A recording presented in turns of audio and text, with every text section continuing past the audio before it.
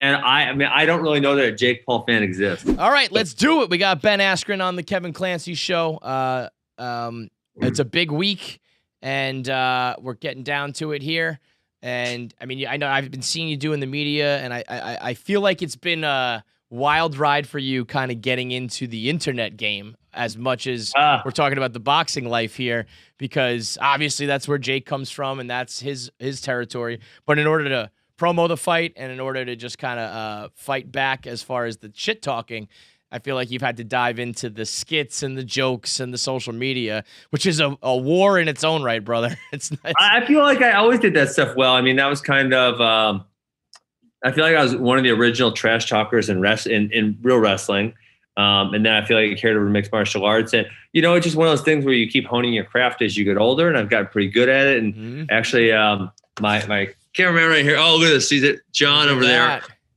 He was in town, and it had snowed like 3 days in a row. And I was like, it'd be cool if we do that. If we do that fucking Rocky scene. Smart man. That was awesome. And so we pulled it up, and I'm like, okay, I got 11 acres. I'm like, okay, I got that. I got a barn. We could do that.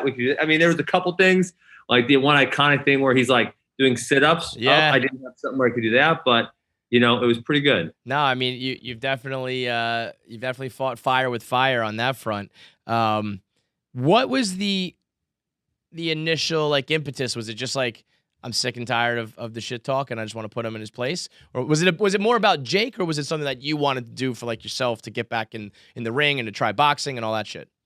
No, not at all. I actually didn't want to try boxing.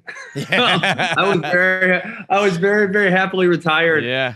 And then he called me and a few other people out at the Nate Robinson fight. I thought it was funny jokes. Yeah. I'm retired. I'm sitting on the couch. I had hip surgery on September 1st. I'm not, And then sure enough, I don't know, a month later or so, they called me. Yeah, sure, I'll fight. They're going to pay me a lot of money.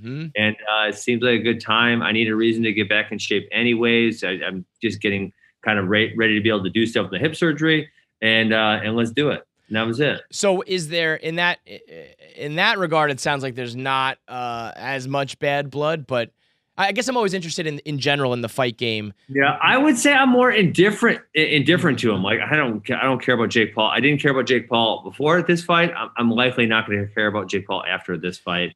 I cannot believe. So I mean, I had no recognition whatsoever of how hated this guy is. Yeah. I mean, I had 22 other mixed martial arts fights, and I've had more random strangers stop me and say, hey, whoop that guy's ass. I can't stand him for this fight than all 22 other ones combined. Have you gotten, are there Jake Paul fans the opposite? Are there people being like, fuck you, Askren, he's going to smoke you? I don't think those exist. That's never, ever happened. That's never happened. And I mean, I don't really know that a Jake Paul fan exists. But you know what? I mean, so I'm friendly with Logan. I've never talked to Jake. Like Logan... Okay. Logan, to me, he's a great dude, smart guy, knows what he's doing, and is pretty, gracious and likable. And then Jake seems to just be like I think he's leaned into the idea of being the internet villain of everyone. Yes. But I wonder, is that a character or is that real? I'm definitely open to the possibility that he's faking it. Yeah. Or it's a character. I'm definitely open to that possibility. I've kind of thought that a few times myself, and then I've had a few other things where I've had a few people tell me oh, I met him and this happened, which makes me kind of on both sides. He's really that much of an asshole. And I've had people that made me think oh, he's probably not such a bad guy. Right. He just plays it. I actually did Logan's podcast, and they were kind of trying to mess with me, but I'm a master troll. Ali's been my favorite athlete since I've been an early teenager. Yep. So they couldn't get to me, and I think they ended up really liking me by the end of the show. Yeah, I feel like that. I saw that. It was it's kind of all love. But I'm always interested in. It's a sport, but it's a business. You got to sell pay-per-views and you got to talk shit. But especially the way that Jake does it, where you start to talk about family and some off-limits shit, it naturally has to become a little bit real. Like you're saying, you're indifferent, but come on, you don't like the guy, and that's fine. You shouldn't at this point. No, I'm very literally indifferent. Whatever. No bullshit. Yes. You really don't care.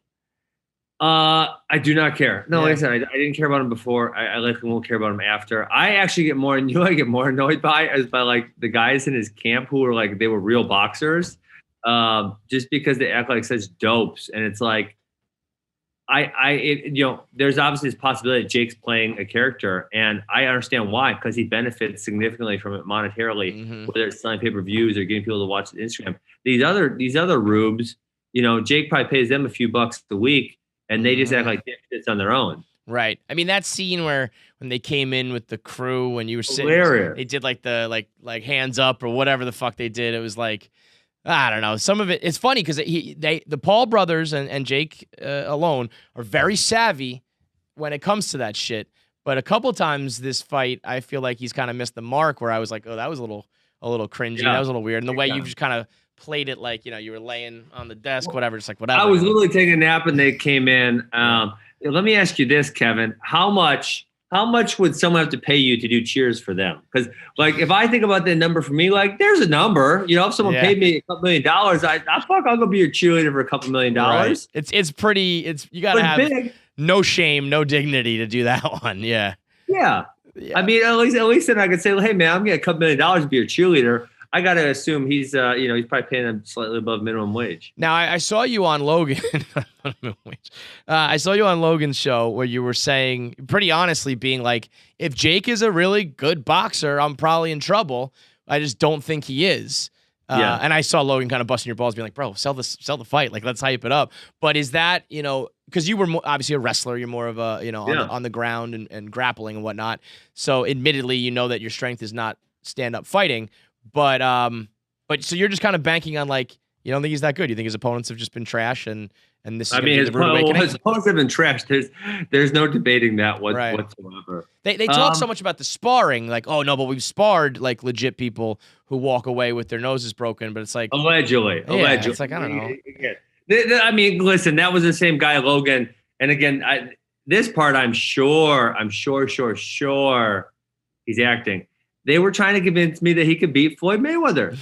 Kevin, that's the most fucking ridiculous thing I've ever heard. I wrestled at a really high level. People who don't wrestle can't beat wrestlers. Right. They can't. Not possible. You cannot go beat. Listen, I was an Olympian.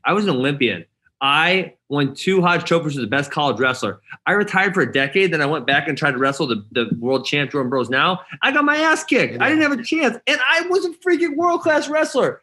We're talking about a guy, Logan, and he was nice. But let's be fair. He was 0-1-1 in boxing. He has 1 loss and 1 draw. And just because he's bigger, he's going to beat the best guy in the world? That's shenanigans. Here's the hypothetical we did many years ago here at Barstool. Big Cat is a guy. He likes wrestling. And he likes wrestling and he likes disc golf. That guy's got to be the coolest guy at Barstool for sure. Yeah, he's a cool cat, and he's a bigger guy. And so we used to have the argument. He said I could beat Floyd Mayweather in a fight. I'm like, get the fuck out of here. So, but with the parameters of going punch for punch. So Dan is like, the Big Cat is like 6'2", and his weight can go anywhere from like 230 to 260. And he was saying, Floyd at his stature, if he gets to unload on me, but then I get to unload on him, and there's no dodges, no fighting. I could maybe see that, but in a fight, he's not going to touch Floyd. No, he's not going to touch him. Right. That's the X factor here. But do you think if it was just punch for punch, that the size, even Floyd not being known to be the toughest, more of the finesse, if a big guy unloaded on him, do you think he could just eat those punches? I would still pick Floyd. Yeah, right. But, I mean, he's just that good. At least he would have a small chance. But if they really box. Boxing, he's literally not going to touch him. I think that the biggest X factor for your guys' fight is that you have just been in a ring before. You've been in high stakes fights, whether it's wrestling or now in this boxing, where we have a amateur boxing association here called Rough and Rowdy, which is like 3 1-minute rounds where you have kind of hillbillies who just have grudge matches. You guys had Jose Canseco last time. Yes. And we've had guys here train, and they have these grudge match fights, and they take it seriously, so but they say they get in the ring, and immediately the adrenaline kicks in, you forget all your training, and you just rush at guys throwing haymakers. And I feel like... Don't you guys only do... 1-minute rounds? Isn't that your thing? 3 1-minute rounds of fury where people are just, and guys are fighting in jeans. We have like a 6'9" guy fight like a 5'4" guy. There's no fucking rules. But all these guys come in hot and they just head down, just swinging because they're juiced up, they're jacked up, they're afraid, the adrenaline starts running. And I feel like and I don't know how much Nate Robinson did that or that other YouTuber guy, but when it's ding, ding, ding and it's time to fight, I don't anticipate you being like in a frenzy because you've fucking been there before a zillion times, no? Yeah, no, I mean, it really did look like Nate Robinson had never ever fought before. I don't think he trained 1 second. Yeah, I mean, very literally. And so, like, if this was, like in karate, they do the katas and they like show their moves and like, listen, if you're gonna, if I got to win or lose based on that, I'm win or lose. There's just no doubt about that. I'm sure if we're hitting the bag or we're hitting the mitts, I'm not gonna look. It's not gonna look pretty. Yeah, it's gonna look pretty, but I've been in fights, and even. I really think that all combat sports have so many similarities from a mindset perspective, and this jiu-jitsu, wrestling, mixed martial arts, boxing, kickboxing, right? All of them. And so just like that, how the mind works when you're in battle or when you're dealing with adversity, like I think that's probably where my biggest advantages lie. Huge. I mean, huge. And I feel like he's, chosen his opponents wisely. And I think this will maybe be the first time. Now, did you see the viral video about a month ago? The MMA kids in the bar who just beat the shit out of the college football players. Oh, and I mean, they just dominated. I got 10 because that's right. That's how this all started. With curly hair and a cauliflower is me. Right. It looked exactly like you. You had the curly hair, and he just dominated that dude. And now those were MMA guys, whereas you were a wrestler. But I thought that was the perfect. And that guy wrestled also. I believe that guy was like, I want to say a state place winning wrestler or something to that effect. So those are the guys though. Like in that setting, they're calm, they're comfortable, they're ready. They're not going to be nervous. They're going to be able to fucking throw you onto the piss-soaked floor of a bar. I do believe that is your biggest advantage. Are you nervous about like anything? Is there something where you think like, oh, I'm in trouble? No, I'm not nervous. And like I said, listen, I'm not like, I'm going to win no matter what. I realize like if you put me there against a good boxer, I'm going to get beat up. I don't think Jake's that guy. I really don't. And as much as his coaches want to build him up, and maybe he's sparred a few good guys, maybe. But I haven't heard him talk about. I've heard him talk about sparring some. I don't want to say lower level MMA. I don't want to insult them that bad, but just maybe not so great fighters. Mm-hmm. But yeah, so no, I just don't think he is. And so I'm gonna go in and I'm gonna fight as hard as I can on Saturday night. And I think if I execute my game plan, it's gonna go well. What are you gonna? What's the first thing you're gonna say or do if you put him to sleep? Have you thought about like a victory lap speech moment? Because as much as this is about fighting, this is about the internet and clout and bragging rights and all that shit. So have you thought about like, bam, you put him to sleep and like, are you gonna do is there a move or a line you're gonna say or something? Well, the funny thing is usually, in MMA, it was always like, who do you call out next? Because there's a next step, or you want to move closer to the title. And it's like, I did this because I thought it was going to be fun. They're gonna pay me well. I don't really have a strong desire to do it again. I'm doing pretty well in life. I'm enjoying what else I'm doing. So it's like, oh, what else would you use your post-fight speech for besides to call someone else out? And I don't really plan on calling anyone else out. So no, I don't really have anything. I mean, you know what? Honestly, maybe Jake's got some self-esteem issues, so maybe I'll give him some help in that regard. Are you? I guess as a fighter, you're not even trying to visualize these things, but if things go south, Jake's gonna be fucking insufferable with the victory lap he's gonna take. But I didn't pay attention to him before, and I won't pay attention to him after. Do you really mean that though? Because I lived that life too. Where it's like, I don't listen to the trolls. I don't read the comments, but they seep in. They get in there. No. I genuinely couldn't have told you any. On the Logan Paul, John again. I showed you John earlier. Yeah, he's laughing at me because I didn't know about the Japan thing with Logan. Allegedly everyone I didn't know. You're far removed. Yeah, very, very literally locked in on my world. Running my wrestling academies and about some crypto, and that's it. That's what I do. Yeah, it does seem you seem pretty genuine to me. I've heard a lot of people say that in the past. I don't pay attention or I block out the haters or whatever. Yeah. But it seems pretty genuine from your point of view that but okay, so you did it for the money, right? You did it because you thought it'd be fun. That'd be number one. But I two. also feel like there is a point of like you want to teach like here's a good example. No, this is my so when you say that, and actually you're the first person who came to this exact point, but it's like, at what point have I ever wanted to prove to anybody that I'm a good boxer? Not never. I don't even consider myself a good boxer. I just think I'm better than he is. Yes. Here's like that's it. On this same show, I had Christian Yelich, MVP for the Brewers. Oh yeah, Milwaukee, right? Yes, and he was. This was early on. Maybe this wasn't even before you guys took your fight. It was more when he was talking shit to McGregor, and Christian was like, my problem is when like a no name. Not a no-name because he's famous, but when a non-professional athlete chirps a pro athlete where it's like, that guy, meaning Connor, has blood, sweat, and tears to get where he's got. Yeah.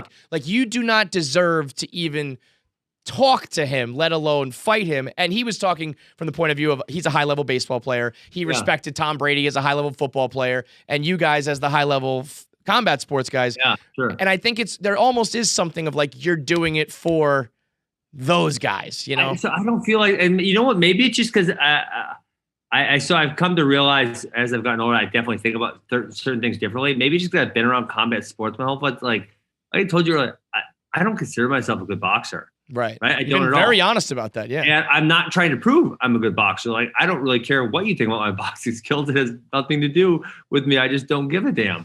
But so like Kevin, if I were to challenge you to a disc golf game, you know, and then I beat you. Like, what does that say about you? Like, you probably don't give a damn about disc golf. I hear you. Who cares? Like, but what if here? Listen, I'll make a call right now. Christian Yelich, you're in Milwaukee, no less than 20 miles from where you go to work every single day. I have a disc golf course, and I will whoop your ass at disc golf. And if I beat you, then I'm gonna make fun of you on the internet. Like, do you think? Because that was an official call out. Yeah. He wants to come play. He can come play. But do you think he really cares if he loses in a game of disc golf to me? No, but boxing, but boxing is close enough. It's you know, you're not talking about apples and oranges totally. Boxing and wrestling. I'm actually really good at disc golf. I'm much better at disc golf than I am boxing. I believe that because I feel like you're the only disc golfer in the world who takes it as seriously as you do. No, disc golf is a rapidly growing sport. And actually baseball players. Because they throw all the time. Yeah, that you should see the baseball players throw the overhand. They're terrible, right? My shoulders are terrible from wrestling, so I can't bomb overhands. I got like 180 feet maximum, but some of those baseball players they'll throw like 400 feet, no problem. That's the right motion to throw. I thought you were going to say they have trouble because that's not the right way to throw. Disc golf over the top is the way to throw. Wow. Oh my god, yeah. So listen, I don't have a disc on me, but you grab a disc, you put a thumb in, which is a thumber, or you can grab fingers in, right? And then you go whammo, and you throw it overhand, and it turns in the air and lands. How many feet are we talking? How far can you really throw? Me, like my shoulders are terrible. No, all right, but a baseball player, like how far could they, if they knew what they were doing? They really bombed it 350, 400 feet. Shit, we're talking football fields, huh? Wow. No, yeah, like football field. Uh-huh. Yeah. I mean, I could throw a backhand like 500 feet. Wow. That's more impressive than any of this combat shit. But Christian playing disc golf is very different. Like boxing and wrestling are obviously different sports, but still, you are the professional fighter. So it's not like, he would kind of be beating you at your own game in a sense, even though you're not a boxer. I know a lot of people. I know a lot of people want to see it that way. I disagree. I am sure that you got like the wrestlers and the boxers of the world would understand, but the casual fan is going to think that guy was a professional fighter, whether it's a different genre or whatever you call it, and this kid stepped in and beat him. I think the average fan is going to think of that as he beat you at your own game. Okay, I guess that's their perspective. That's fine. I love your zen, bro. I love your vibe of like, because it feels genuine. I hear this all the time on the internet, and you can tell people are lying. Huh? Will you get Big Cat to come play disc golf at my house? I'm sure he would love it, dude. I got the worst shoulders in the world. I could never step up and play. He'll probably dabble. Yeah. Okay. Talk to me real quick about crypto because because Portnoy's scared of it. He bought and then he sold, and we call him paper hands, bitch. Portnoy, man, he is soft. I got in. I've got I want to say about 0.6 Bitcoins. So I bought in. I got in when it was at 19,000. I was a little bit proud of myself. I got in decently early. Got about like I don't know. Yeah, I mean, I've done well. It's gotten up there, but I'm planning on just how I saw that December futures are already trading at like 73,000. So like, Oh, for real? yeah, I didn't see that. yeah. So So, the Coinbase drops today, the stock. oh, does it? I mean, they're a monster company, right? Is that going to affect? It already went up to 3. It's at 381 already. It started at 250 when I was looking earlier. Does that affect the value of Bitcoin just because the company who dominates it is now? Yeah, I think it well? probably will just help them build a better, faster, stronger product. Is probably what my guess is, but I'm not an expert. So, what about BitClout? Have you dabbled in that at all? Someone just told me about this, and I just have not had the time to kind of do my research on it yet. I feel like it's either the biggest scam in the world or maybe the next thing. Yeah, I mean, I claimed my account. I haven't put any money into it or anything. I'm just afraid of missing out on the next big thing. But the notion of being able to invest in a person is kind of cool. Oh, bro, my Grubhub order just got canceled. That's a shot to the gut. What'd you order? What were you waiting on? I was gonna get a chicken shawarma sandwich. What the hell is that? Chicken shawarma? What? I need to culture you. You need to come hang out with me for a little bit. Yeah, man. Like we'll toss some discs and we'll eat some chicken shawarma. What is that? A Mediterranean dish. Oh yeah, and that's. I'll be getting like the chicken fingers. Yes, that's more my scene, dude. Culture me with give me some Bitcoin and some shawarma and toss some discs and teach me how to fucking wrestle. You know. There we go. Give me a prediction though, like a round, a finish. How's it going down here? My prediction the whole time, I stuck with the same one. 7th round TKO. Okay, 7. So it's gonna. You think it's gonna be a decently long fight? TKO, and give me something like what your victory is gonna be. Give me that speech. Give me that. Like I said, why don't you break out a dance move, Askren? Why don't you? Oh, well, I can't dance. You gotta have something that's Jake Paul-esque. You know, have your manager throw like his fucking something in the ring, his clothes, his shirt, I don't know, something. You got to stick it to him because that's going to be your fucking moment that you got to own forever and make it forget about boxing and wrestling and sports. You got to make this an internet moment, Funky. You got to do this real. You got to do it right. I honestly think like if I win Saturday night, like I'm like, oh, that was pretty cool. No, you can't. That was fun. No, I think other people will be happier than me. I'm like, sure.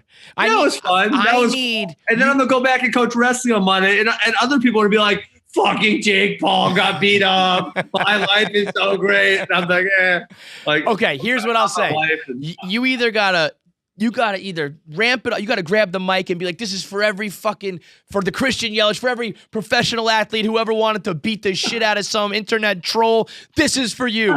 You got to do all that. Or what you're saying, if you want to do what you're saying, you got to do that to the maximum. I mean, you got to walk out of there like Larry Fitzgerald, Hall of Fame wide receiver, never once had a touchdown celebration. Always just hand. Barry Sanders, same way. He would just hand the football to the ref. The best. You got to do it. If you're not going to come up with something cool and amazing and memorable, you got to just be like, you know what you should do? Grab the mic and just say, "I told you so," and then just like walk. Literally, that's actually. Will Kevin, you do that? That's a pretty good idea. Yes, listen. That's a pretty good idea. Oh man, that moment when they have, they raise your hand, you get the mic and just say, "I told you so," and fucking walk. That's it. Kind of fun. It's kind of funny. Will Kevin. you do it? Do it if that happens. Do it. I'll definitely consider that because, like I said, I didn't really have anything planned because, I was. I don't have anyone to call out. I don't want to fight again. I guess I called out Christian Yelich to a disc golf game. You know what you could do? What? Just call out Portnoy. Just for fun. No one's actually going to fight. Want to fight. No, neither of you guys want to fight. But just for the internet moment, say, here's what you do. Ready? You know the Jordan shrug? Yes. Do that. Say, "I told you so." Shrug, because then you'll become a meme. Anytime anybody shrugs after they win, they go viral. So say, "I told you so." Shrug, and then say, "Paper hands Portnoy." That paper hands bitch Portnoy. You're next, and walk out. Okay. I will consider. All right, Kevin, I need to get some lunch. You got it, brother. Go get that shawarma, man. Good luck on Saturday night, and let me know about BitClout and Bitcoin and keep me rich. All right, bro. You got it. Have a good one, dude. Thank you. All right, thanks for watching. Make sure that you click that subscribe button, hit the bell icon, and leave a comment below. I'll chop it up with you in the comment section. Let me know what you thought about today's episode, as well as what you want to hear in the future.